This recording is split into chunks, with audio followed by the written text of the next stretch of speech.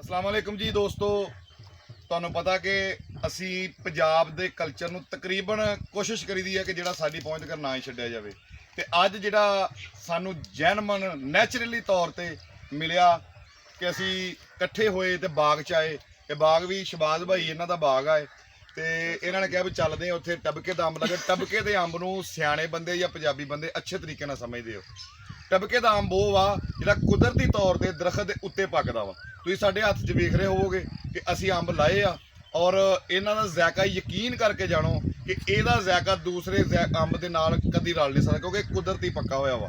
ਤੇ ਅਸੀਂ ਟਬਕੇ ਦੇ ਅੰਬ ਖਾਣ ਵਾਸਤੇ ਸਪੈਸ਼ਲ ਉੱਤੇ, ਜਿਸ ਤਰ੍ਹਾਂ ਪੁਰਾਣੇ ਦੌਰ ਦੇ ਵਿੱਚ ਵੀ ਜਾਂ ਪੰਜਾਬੀ ਬੰਦੇ ਯਾਨੀ ਕਿ ਉੱਤੇ ਬੰਦਾ ਸਾਡਾ ਅੰਬ ਦੇ ਗਿਆ, ਉਹਨੇ ਉੱਤੋਂ ਅੰਬ ਨੂੰ ਹਲੂਣਾ ਦਿੱਤਾ ਤੇ ਅੰਬ ਅਸੀਂ ਯਾਨੀ ਕਿ ਚੱਕੇ ਥੱਲੇ ਦੇਖੋ ਤੁਸੀਂ ਟਬਕੇ ਦੇ।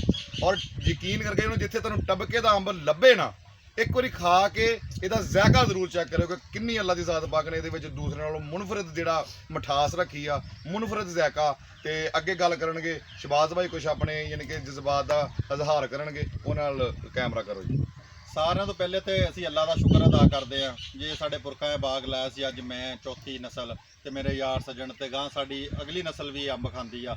ਤੇ ਅੱਲਾ ਪਾਕ ਇਹਦਾ ਸਾਰਿਆਂ ਤੋਂ ਪਹਿਲੇ ਉਹਨਾਂ ਨੂੰ ਅਜਰ ਦੇਵੇ, ਉਹਨਾਂ ਦੇ ਵਾਸਤੇ ਉਹਨਾਂ ਦੀ ਕਬਰ ਨੂੰ ਜੰਨਤ ਦੇ ਬਾਗਾਂ ਚੋਂ ਬਾਗ ਬਣਾਵੇ।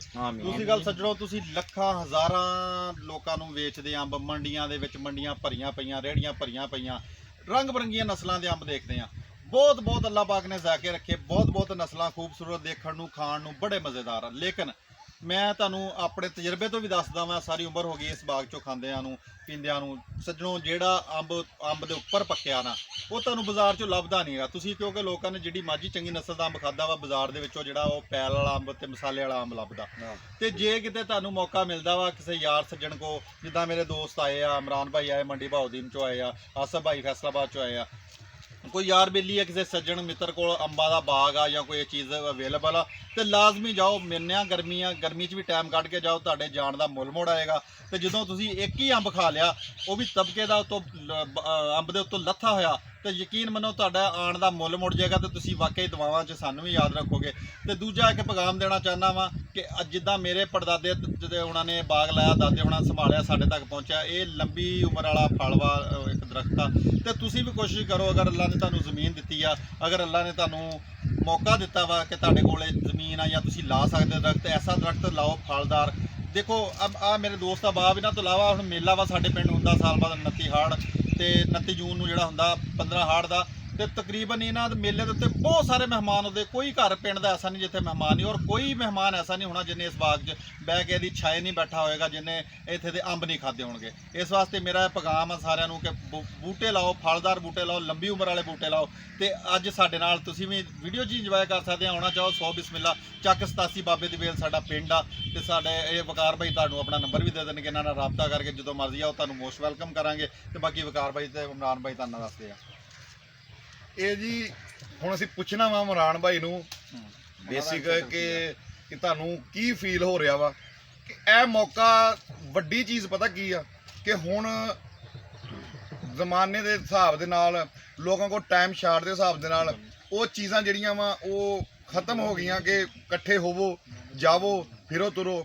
ਤੇ ਸਭ ਤੋਂ ਵੱਡੀ ਗੁੱਡ ਲੱਕ ਸਾਡੀ ਇਹ ਆ ਕਿ ਅਸੀਂ ਇਕੱਠੇ ਹੋਏ, ਟਾਈਮ ਅੱਲਾ ਪਾਕ ਨੇ ਦਿੱਤਾ ਔਰ ਸਾਨੂੰ ਮੌਕਾ ਦਿੱਤਾ, ਔਰ ਸਾਨੂੰ ਆਪਣੀ ਏਡੀ ਖੂਬਸੂਰਤ ਨਿਮਤ ਦੇ ਨਾਲ ਵੀ ਨਵਾਜ਼ਿਆ ਕਿ ਸਾਨੂੰ ਅੰਬ ਵੀ ਮਿਲੇ ਇੱਥੋਂ ਤੇ ਇੱਕ ਟਾਈਮ ਮਿਲਿਆ। ਹੁਣ ਜਜ਼ਬਾਤ ਸੁਣਾਂਗੇ ਇਮਰਾਨ ਭਾਈ ਦੇ ਕਿ ਇਹਨਾਂ ਨੂੰ ਕੈਸਾ ਫੀਲ ਹੋ ਰਿਹਾ ਵਾ ਇਹ ਅੰਬ ਖਾ ਕੇ, ਦੂਸਰੇ ਅੰਬਾਂ ਨਾਲੋਂ ਕੀ ਮੁਨਫਰਦ ਇਹਦਾ, ਜਿਹੜੇ ਕੁਦਰਤੀ ਤੌਰ ਤੇ ਪੱਕੇ ਹੋਏ ਜਿਹਨਾਂ ਨੂੰ ਟਬਕੇ ਕਹਿੰਦੇ ਆ। ਤੇ ਇਹਨਾਂ ਦੇ ਕੁਝ ਚੰਦ ਗੱਲਾਂ ਇਹਨਾਂ ਕੋਲੋਂ ਵੀ ਸੁਣਦੇ ਆ। ਇਹ ਵੀ ਤੁਹਾਨੂੰ ਪਤਾ ਯੂਟਿਊਬਰ ਵੀ ਹੈਗੇ ਆ ਤੇ ਮੰਡੀ ਬਹਾਵਲਦੀਨ ਦੀ ਇਹ ਕਹਿ ਲਓ ਕਿ ਇੱਕ ਸ਼ਾਨ ਵੀ ਆ, ਇਹਨਾਂ ਦਾ ਇੱਕ ਨਾਮ ਜਾਣਿਆ ਜਾਂਦਾ ਕਿ ਮੰਡੀ ਬਹਾਵਲਦੀਨ ਵਾਲੇ ਇਮਰਾਨ ਭਾਈ।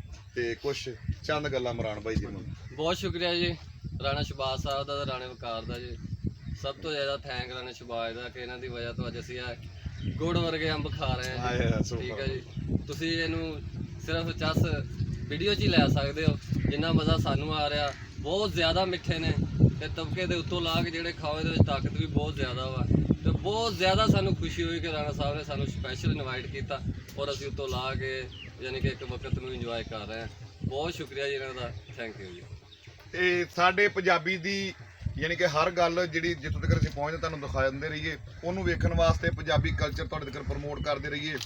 ਉਹਨੂੰ ਸੁਣਨ ਵਾਸਤੇ ਤੁਸੀਂ ਵੀਡੀਓ ਸਭ ਤੋਂ ਪਹਿਲਾਂ ਤੁਹਾਡੇ ਕੋਲ ਆਉਣ ਵਾਸਤੇ ਇਹਦਾ ਇੱਕ ਤਰੀਕਾ ਕਿ ਸਾਡੇ ਚੈਨਲ ਨੂੰ ਸਭ ਤੋਂ ਪਹਿਲਾਂ ਸਬਸਕ੍ਰਾਈਬ ਕਰੋ, ਬੈਲ ਆਈਕਨ ਨੂੰ ਜ਼ਰੂਰ ਨੱਪ ਦਿਆ ਕਰੋ ਤੇ ਕਮੈਂਟ 'ਚ ਵੀ ਦੱਸਿਓ ਸੱਜਣੋ ਤੇ ਮਿੱਤਰੋ ਕਿ ਤੁਹਾਡਾ ਵੀ ਦਿਲ ਕਰਦਾ ਅੰਬ ਖਾਣ ਨੂੰ, ਜੇ ਜਿੰਨੇ ਖਾਦੇ ਆ ਉਹ ਵੀ ਸਾਨੂੰ ਦੱਸੇ ਕਿ ਹਾਂ ਅਸੀਂ ਖਾਦੇ ਆ ਔਰ ਵਾਕਈ ਇਹਦਾ ਜ਼ਾਇਕਾ ਕੀ ਆ। ਬਾਕੀ ਸਾਡੀ ਦੁਆ ਵਾ ਕਿ ਅੱਲਾਹ ਪਾਕ ਤੁਹਾਨੂੰ ਵੀ ਖੁਸ਼ ਰੱਖੇ ਤੇ ਉਮੀਦ ਕਰਦੇ ਤੁਸੀਂ ਵੀ ਸਾਡੇ ਲਈ ਦੁਆ ਕਰੋਗੇ।